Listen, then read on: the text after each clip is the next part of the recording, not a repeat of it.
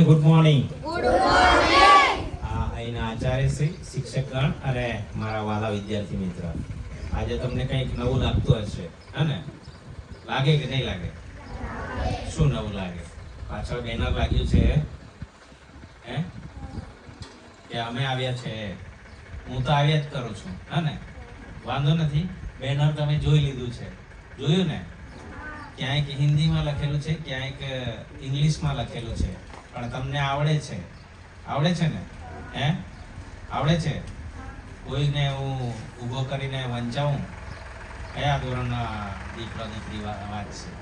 PM Shri school Jawahar Navodaya વિદ્યાલય તાપી ગુજરાત સામુદાયિક સહભાગિતા ગતિવિધિ. વાહ, સરસ, તાળી પાડી. હવે આપ સૌ જાણો છો એ રીતે હવે સ્કૂલો આપણા અહીંયા પણ કઈ સ્કૂલો આવી છે? પીએમ શ્રી. કઈ સ્કૂલો? પીએમજી. આપણા જ ક્લસ્ટરમાં પીએમ શ્રી સ્કૂલ ક્યાં છે?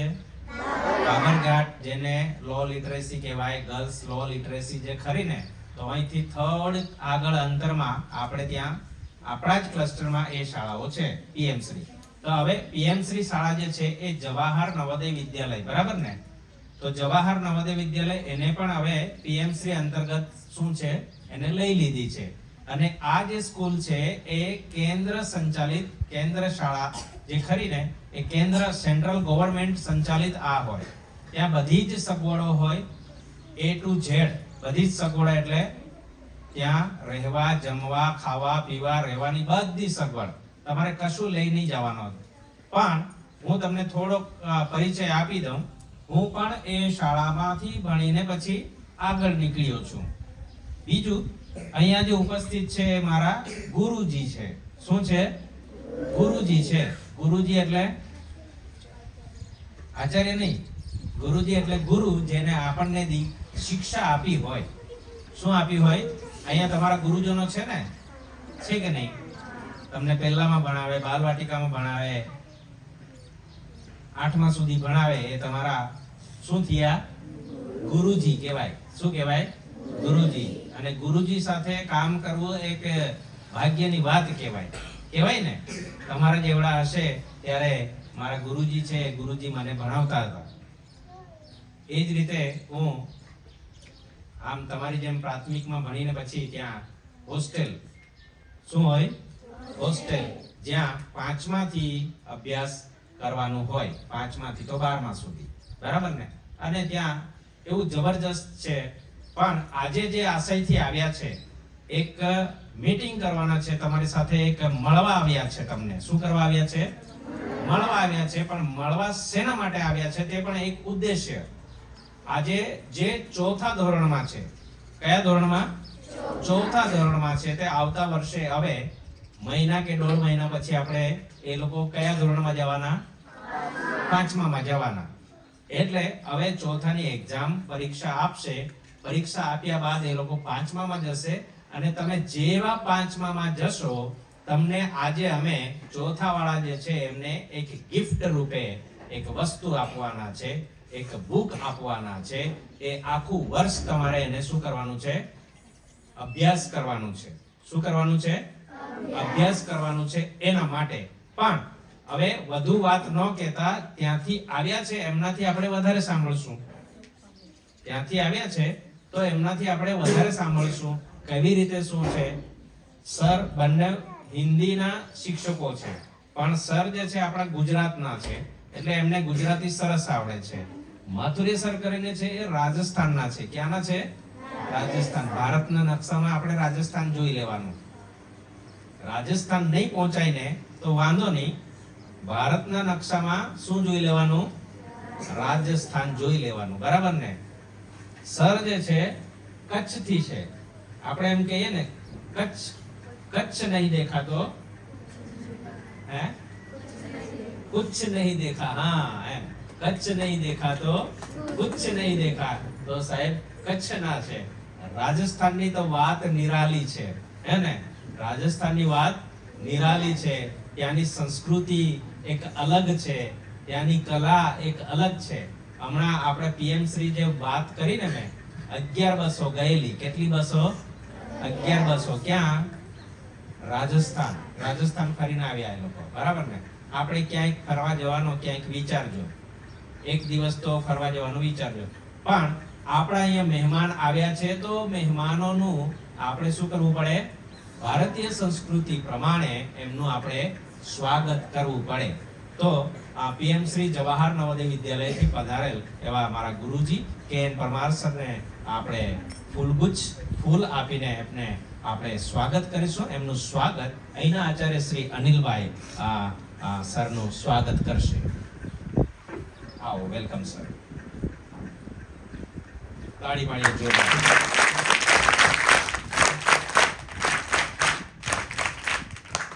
બીજું આપણે ત્યાં એમની જોડે માથુરિયા સર કરીને આવ્યા છે, તેમનું પણ સ્વાગત આપણે અહીંના શિક્ષક શ્રી આવો ઈશ્વરભાઈ આવો.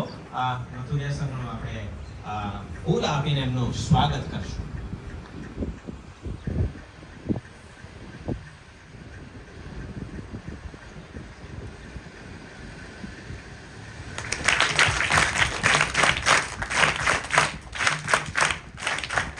આવો બેન, લતાબેન આવો, તમે સંસ્થા અધ્યક્ષ એમને પણ તમે સ્વાગત કરશો.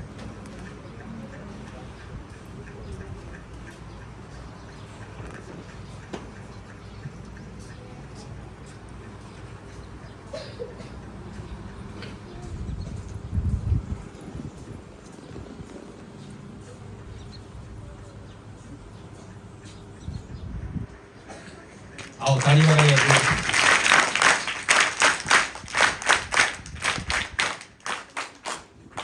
હવે જે હેતુથી આવ્યા છે આપણા અહીંયા મહેમાનો, હવે તમને જે વસ્તુ આપવાના છે અને થોડીક એની ઝાંખી જે છે એ સૌપ્રથમ આપણે ગુજરાતીમાં સાંભળશું, પછી મથુરિયા સર તમને હિન્દીમાં, એક અમારે બીજા સર આવવાના હતા તે ઇંગ્લિશમાં જ બોલે એવું બી હતા, પણ એ આવી નથી શક્યા. વાંધો નથી, આપણે આજે ગુજરાતી અને હિન્દી જ રાખશું. બધું સમજમાં આવે છે ને બધું ખબર પડે જ છે. એટલે હું પરમાર સરને વિનંતી કરું છું કે આપ જે આશયથી આવ્યા છો, જે કામ માટે આવ્યા છો અને જે પ્રચાર પ્રસાર માટે છો, તો એને સંબોધીને આપ બે વાતો કરશો.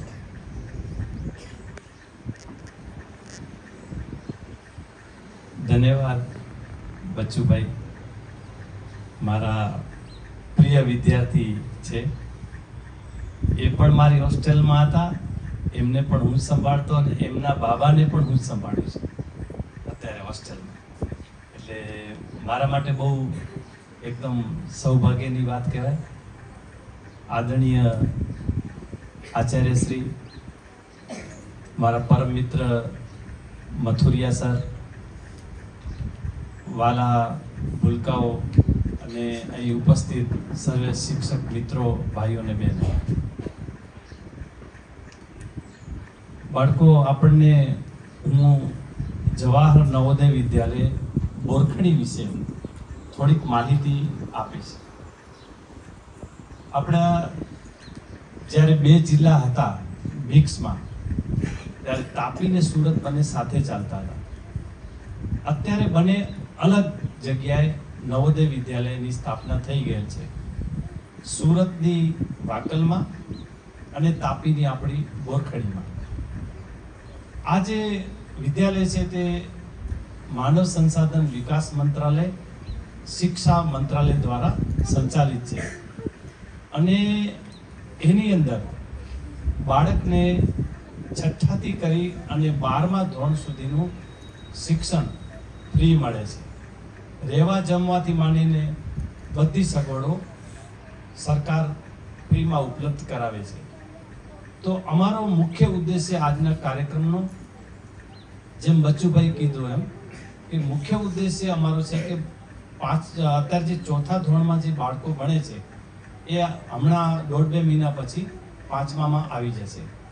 તો આપણે અમે જે પુસ્તક જે આપણને આપવાના છે, તો એની અંદરથી તૈયારી કરી અને વધારેમાં વધારે બાળકો જવાહર નવોદય વિદ્યાલયમાં પ્રવેશ મેળવે અને ફોર્મ પણ વધારે ભરે.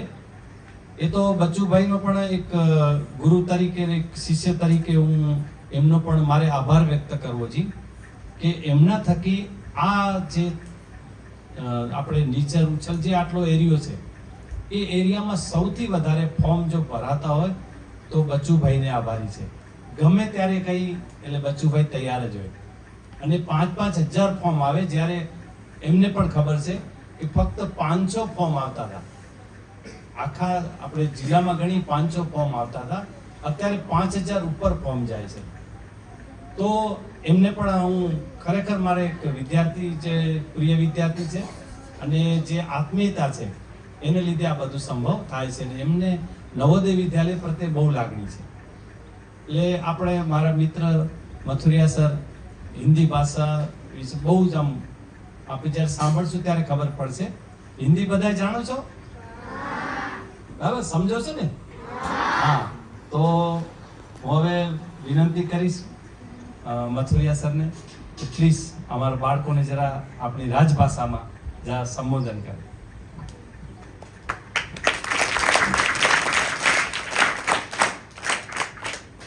नमस्कार सभी को। परम सम्मानीय प्राचार्य महोदय, साथ ही मेरे केन परमार सर और बच्चू भाई, जिनका कि अभी राजस्थान से आए हुए मुझे ज़्यादा समय नहीं हुआ है, लगभग 1 साल ही हुआ है। गुजराती मेरे समझ में आती नहीं है और हिंदी भाषी क्षेत्र से ही हूँ, लेकिन इतना सहयोग मिलता है कि बड़े बड़े कार्यक्रमों को बच्चू भाई ने बहुत ही आसान तरीके से पूरा सहयोग करते हुए किया है। और यहाँ आकर के देखो बेटा, कई तरीके की योजनाएं सरकार की तरफ से आती है और विशेष तौर से सर का भी और हमारा भी, मेरा भी व्यक्तिगत रूप से ये रहता है कि जिसके लिए योजना आई है उस बच्चे तक उसका लाभ पहुंचना चाहिए। हमने लगभग 1 साल तक देखा कि क्षेत्र में जागरूकता की काफ़ी कमी है, बच्चों तक वो चीज़ पहुंच ही नहीं पाती है जो वास्तव में उसके हकदार है। अब नवोदय विद्यालय के बारे में आप लोग सोच रहे होंगे कि जब इतना अच्छा स्कूल है तो उसके प्रचार प्रसार की क्या ज़रूरत है। ज़रूरत इसलिए है कि यदि आप तक वो सूचना पहुंचेगी नहीं और आप यहाँ ग्रामीण क्षेत्र के अंदर रह रहे हो, आपको उस चीज़ का पता ही नहीं चला, तो आप आगे तक कैसे पहुँचोगे। स्कूल अभी हम देख रहे थे कि कितना अच्छे तरीके से कितने गुरुजन लोग मेहनत कर रहे हैं, पूरे बच्चों के साथ मिल करके कितने आनंद पूर्वक पूरा कार्यक्रम चल रहा है। लेकिन क्लास 5 के बाद में आपको कक्षा 6 में यदि आपका वहाँ पर सिलेक्शन होता है नवोदय विद्यालय में, तो आपके जीवन की एक नई दिशा तय हो सकती है। वहाँ पर आपको कुछ नहीं करना है, बड़े आराम से कक्षा 6 से लेकर के कक्षा 12 तक पूरी तरीके से अच्छी तरीके से पढ़ाई करनी है। वो भी भारत सरकार की तरफ से पूरी तरीके से निःशुल्क रहेगी, किसी भी तरह की कोई कमी नहीं है वहाँ पर, है ना। और नई नई चीज़ें आपको सीखने को मिलेगी, क्योंकि कई स्कूल्स में क्या होता है कि उतना फंड नहीं आता है, जबकि वहाँ नवोदय विद्यालय के अंदर काफ़ी फंड आता है, तो वो सारी सुविधाएं आप लोगों के लिए है। तो फिलहाल क्या है, आप लोगों को क्या ध्यान रखना है कि इस साल जो 5वीं में बच्चे पढ़ रहे हैं, समझ में आ रहा है बेटा थोड़ा बहुत? इस साल जो 5वीं में बच्चे पढ़ रहे हैं आज की डेट में, उनके लिए तो परीक्षा हो चुकी है कक्षा 6 में प्रवेश के लिए। अब क्या करोगे आप, इस बार जो अभी आज की डेट में जो 4थी क्लास में है, अभी मार्च के बाद आप क्लास 5th में पहुंच जाओगे, कक्षा 5 में पहुंच जाओगे, तो कक्षा 5 में रहते हुए ही आपको नवोदय विद्यालय की तैयारी करनी है। और उसके लिए हम आपको एक एक पुस्तक उपहार स्वरूप, भेंट स्वरूप देने जा रहे हैं, तो उसको आप अच्छी तरीके से अध्ययन करो, आपके गुरुजनों के साथ चर्चा करो और उसमें से ज़्यादा सीखने की कोशिश करो। हमारा उद्देश्य सफल हो जाएगा यदि आप में से 5 बच्चों का भी नवोदय विद्यालय में सिलेक्शन होता है तो, ठीक है ना। तो ये किताब आपके लिए काफ़ी लाभकारी होगी और आप अच्छी तरीके से उसका अध्ययन करें और बहुत अच्छे तरीके से आगे बढ़ें। तो ये आपके क्षेत्र के लिए, आपके परिवार के लिए बहुत ही उन्नति और गौरव का विषय होगा। धन्यवाद।